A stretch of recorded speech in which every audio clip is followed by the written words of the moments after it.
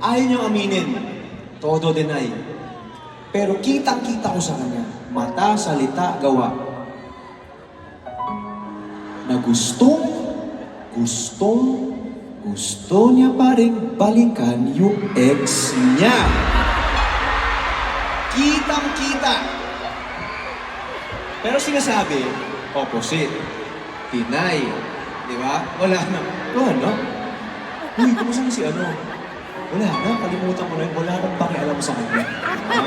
Ano ba yan? Wala ko pa sa kanya. Move on na ako. Ako pa ba? Pero, pag nagsistories, inaabangan kung nasina ba.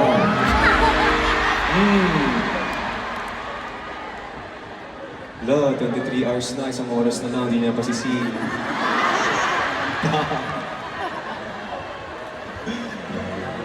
Deny, no? Dubai, tanong, pag ba nag-break na, may chance pa o wala na? Depende. Ano, sa side na to, may chance pa o wala na? Wala na. Dito. Yung iba wala, yung iba di kumikibo, so pwede. Sa gitna, may chance pa o wala na? Kung kaya nyo pang magbigay ng chance, ilang pagkakataon ang kaya nyong ibigay? Yan, sige. Ito wala na. Isa. Dalawang chances. Isa. 3, 5. Yung mga 10 above, wala namang pakialam sa inyo. Bahala kayo sa buhay nyo. Kahit 5 nga eh. Pero alam nyo, na-realize ko rin, after talking to the guy, sabi ko, ang daling sabihin pero ang hirap gawin pag ikaw na yung nandun sa sitwasyon. Yung tipo ko, sure ka na sa sarili mo, wala na to. I'm over her. Wala na. Sure na ako.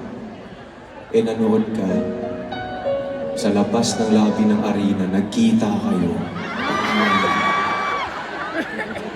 Sa escalator, nagkasabay, nagkatinginan. Bumalik lahat ng alaala.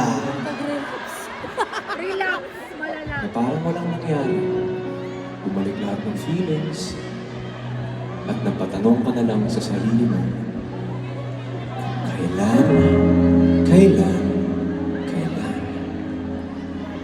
ang dating